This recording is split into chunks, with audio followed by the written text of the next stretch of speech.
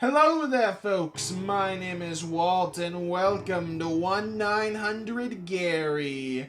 A little RPG horror game, also made for another game jam, another one that I cannot remember. Not the same one from All the Way Down, but different one.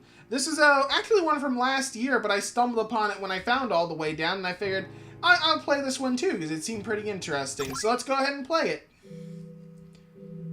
Overland Pond was certainly full of wonders. I grew up here, so I'm pretty well versed in them. There was this square-mile field that was full of weeds, all overgrown and yellow, gnats and flies buzzing all around. You could sit down in there and you'd be completely concealed. No one on the sidewalk is gonna see you, and no one driving up Quinvera or West 111th could see you either.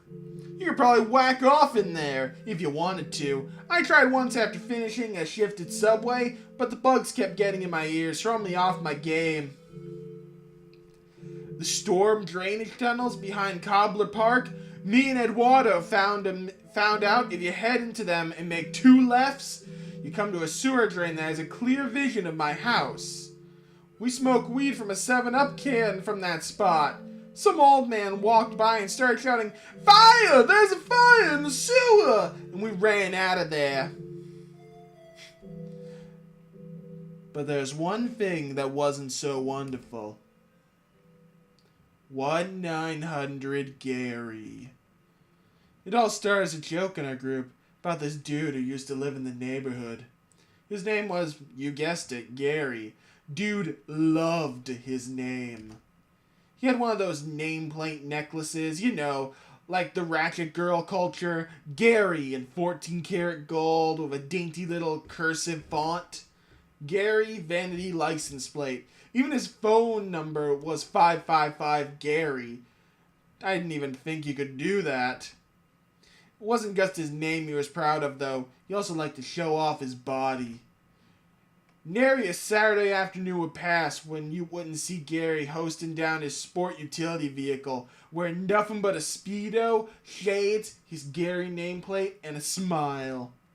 One of our friends, Sean, made a bit of a hobby out of making prank telephone calls to 555 Gary. He'd call up and say, "Is this 1900 Gary? Or for all your Gary needs?" Or some crap like that. Gary would get so pissed, and Sean would record his reaction and email it to us. He'd do this in the middle of the night, mind you. None of us found Sheen's calls particularly clever, but it was funny listening to Gary get all worked up. He said things like, "Boy, I'm gonna get you in my trap, and there'll be no escape, because when you mess with Gary, you're playing with fire." One day at school, Sean told us he was going to make the best Gary call yet. He asked us to all be online tonight at midnight so he could make it a conference call. He really wanted us to hear this for some reason. But at midnight... Oh. Press enter to interact with object. Okay, so let's go ahead then and try examining everything at different times. You never know what you might find. The game has multiple endings. Don't be afraid to try different approaches, but be sure to save your game first.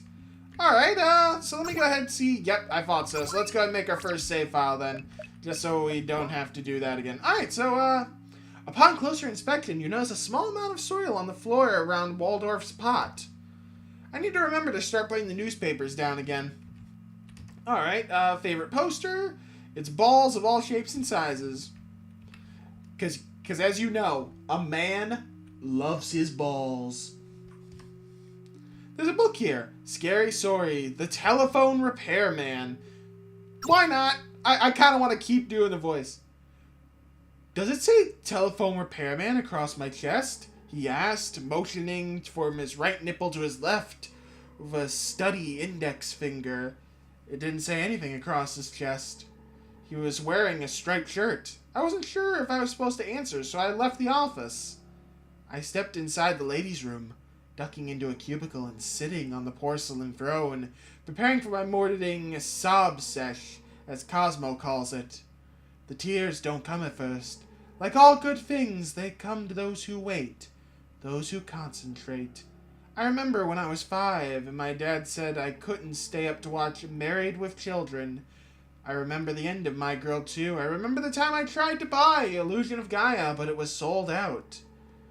It's around then that I realized all the sad memories are solely reliant on intellectual properties, and my tears began to flow.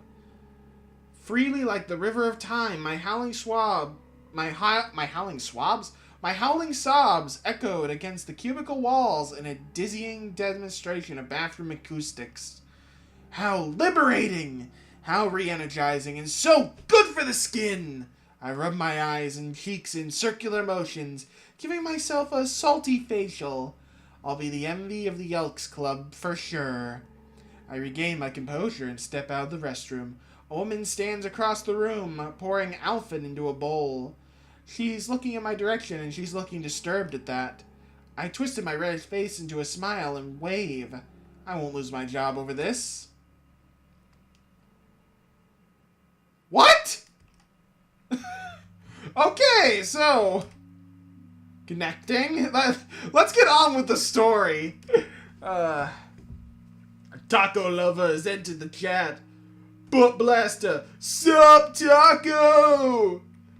McKinley 420, yo! Eduardo Disobedience. Looks like we're all here.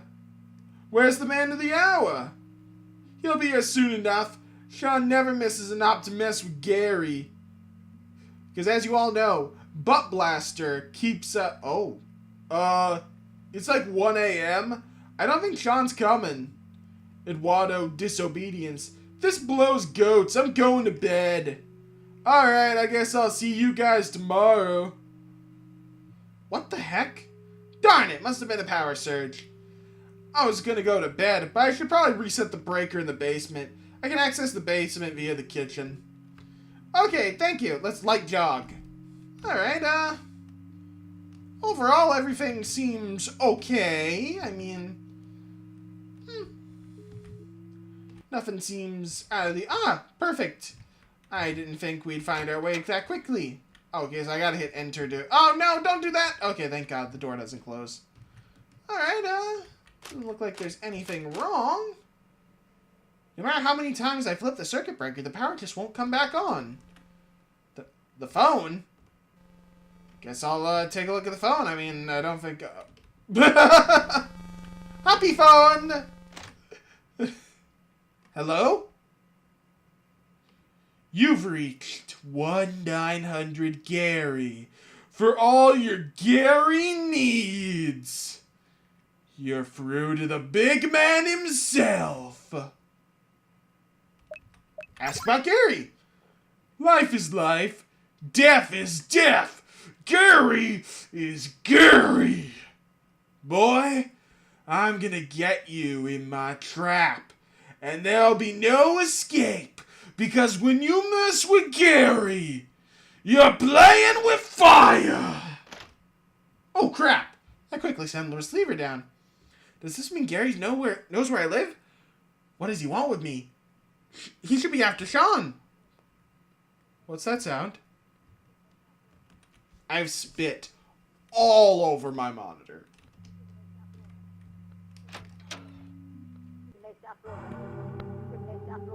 This doesn't look good. That awful sound seems to be coming from within the toilet. I better be prepared. As in, I better save. Alright. I look at the toilet bowl. It seems unusually dark. In fact, it's pitch black in there, except I think I can see something gold glittering within the bowl. Talk to the toilet! Is somebody in there? Gotcha! Dressed in his favorite Speedos, sunglasses, and nameplate necklace, Gary steps out of the front door and took a deep breath. That's a smooth summer wind, he beamed. The perfect weather to wax the Gary-mobile. As he begins to buff the hood of his prized automobile, a man approaches him. Gary didn't know the man's name, but he recognized him as a neighbor. My son's been missing since last night. said the man with the pained expression on his face. You haven't seen him, have you? Gary looks at the man with a concerned expression. Can't say that I have, neighbor. I'm sure sorry to hear about that.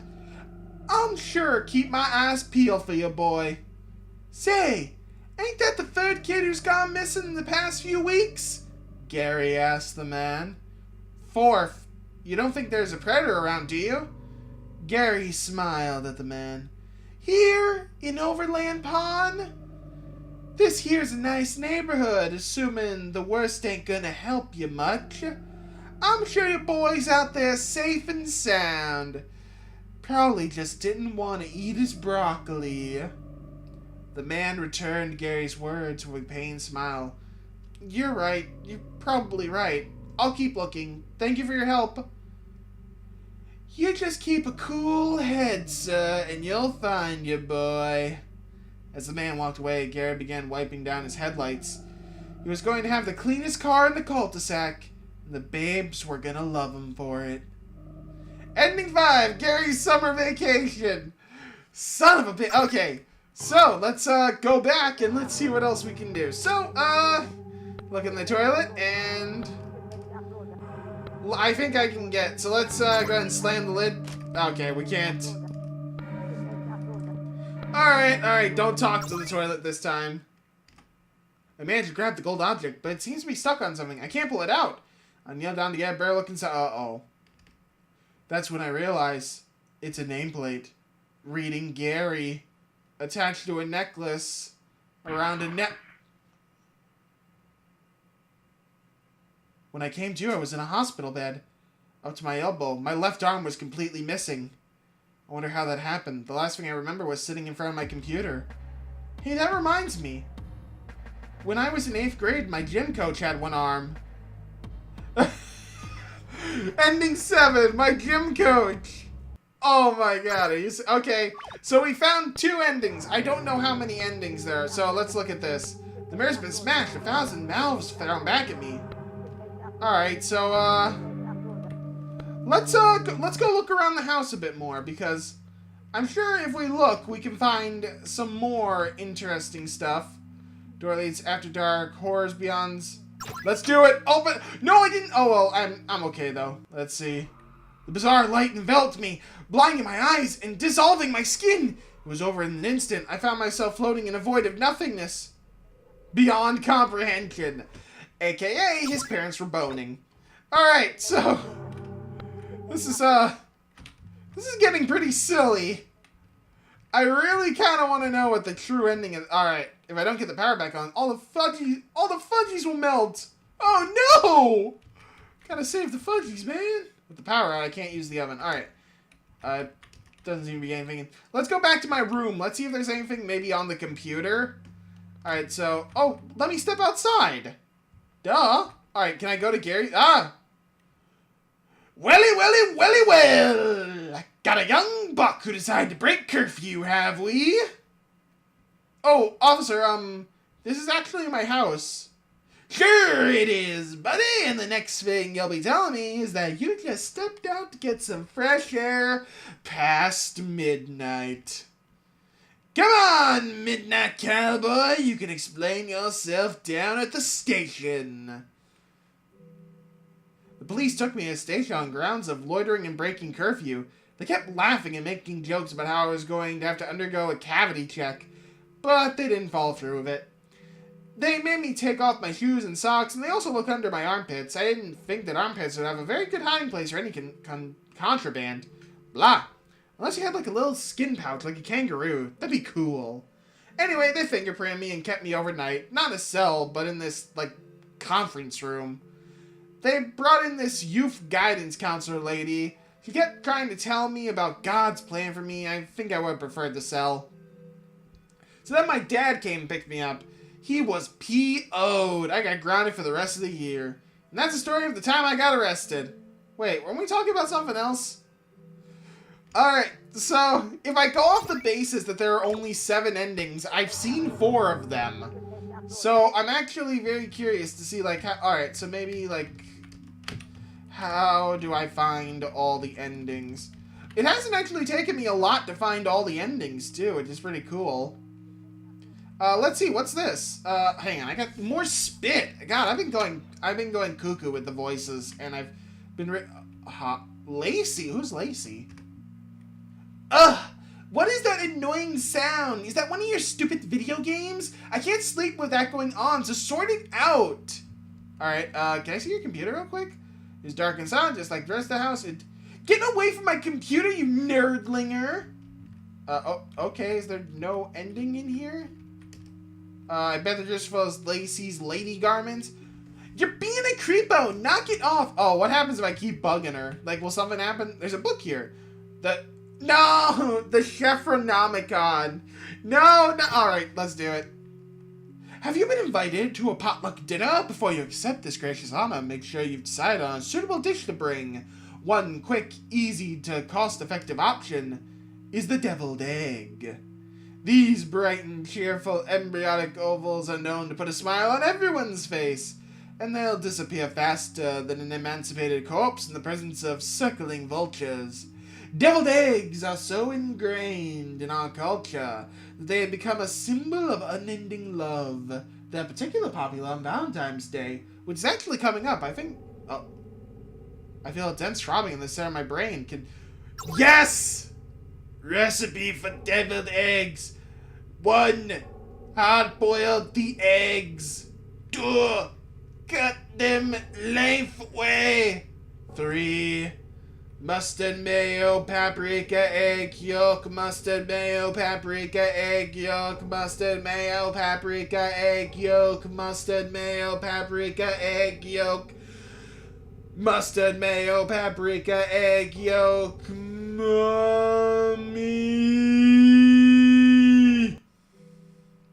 I don't remember what else happened that night. It couldn't have been very important. A few weeks later, it was Sheen's funeral. I think it's Sheen. I think I've been saying... Is it Sean or Sheen? I don't know. It was Sheen's funeral. It was a beautiful memorial, and Gary gave a touching eulogy. It was really nice of him to let bygones be bygones.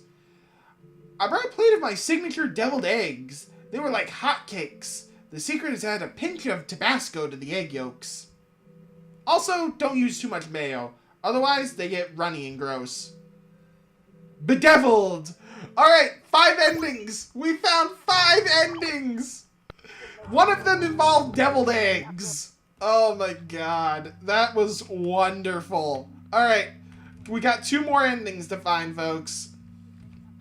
Let me just check real quick. Is there anything else in Lacey's room? Don't go through my closet! I'm warning you, do that one more... Oh, this is an ending. Do that one more time and you'll be sorry, dweeb. That's it! You're so dead! Hi. Oh! Did she actually...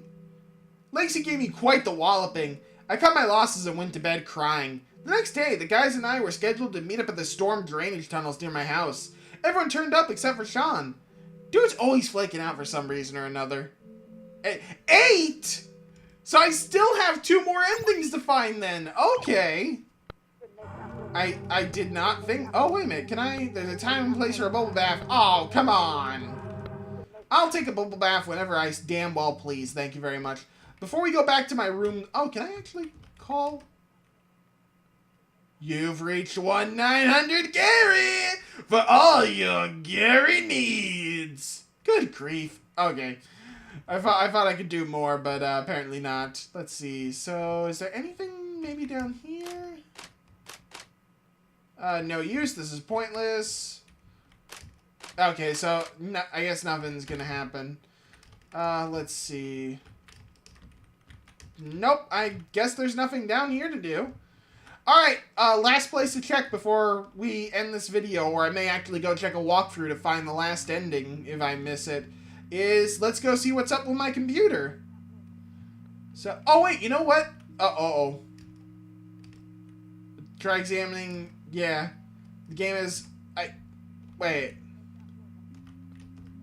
Oh, you know what, let's go ahead and save, because it has been a while. I mean, technically it hasn't, but I mean, there's one last thing we need to check. There's a book here, The Cursed Milkshake. Let's do it. There are plenty of places to get a good milkshake in this town. Dairy Queen, Bumblebees, even Big Lamar's milkshakes off of I-35. But there's one place I'd recommend you avoid. Just west of South Lake Park, there's a rundown old mini-mall. It has all the usual things that you'd expect to find. Chickadee trophies, Apollo wigs, and a liquor store just called Liquor Store. At the end of the strip, though, is a small store with no name. Its windows are so dark with Tabasco stains that you can't see inside, but a sign hanging on the door reads open 24/7. When you step inside, you'll be greeted by an owner, a small, rotund fellow named Herbert. They said he's a voodoo practitioner from Branson. Herbert sells nothing but milkshakes of different flavors. He'll ask you to pick a flavor and pay an exact change only. If you select a strawberry milkshake, you'll simultaneously combust. If you select a blueberry milkshake, all your blood will drain from your body. If you ask for anything else, Herbert will request you leave. I don't know what happens if you don't have exact change. That was toe curling! Oh dear God in heaven. Alright, that's it. No more wasting time. Something's gonna happen in my room. Is this gonna happen every damn time I step into the room? Alright. Open the closet to find my clothes. Okay, Waldorf, shame on you. What? I don't get it.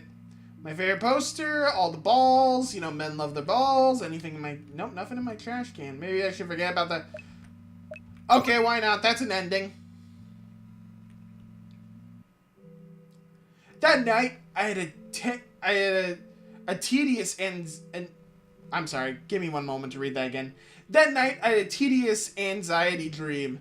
In it, someone named Roger Augusta posted pictures of himself on Facebook snorting drugs surrounded by hookers, and then tagged the picture as me, my dad, who was the Gnostic rooster serpent god Aberzax, grounded me. He kept yelling at me for taking drugs and objectifying women. I kept trying to explain that it wasn't me, but he wouldn't believe me. And that's when I woke up. Power must have come back on by itself overnight because the Home Shopping Network was blaring away on the TV. They were selling samurai swords. I thought about buying one, but then I remembered I didn't have a credit card. Wait, wasn't I telling a story? Oh well. Ending 2, No Credit Blues. Alright, we got one more ending to find and then this video's over, so let's do it. Alright, here you go, just kind of load through this. I'm pretty sure there's only one place the last ending can come from. Mine is dark. What? Really? Then... Wait. The TV screen is dark. Wait, then where's the last ending? Out the window? No? No. Uh-oh. In my closet. Oh, crap. I don't know where the last ending is. Okay, well, this is the bathroom, I mean. Don't forget to wipe. Okay.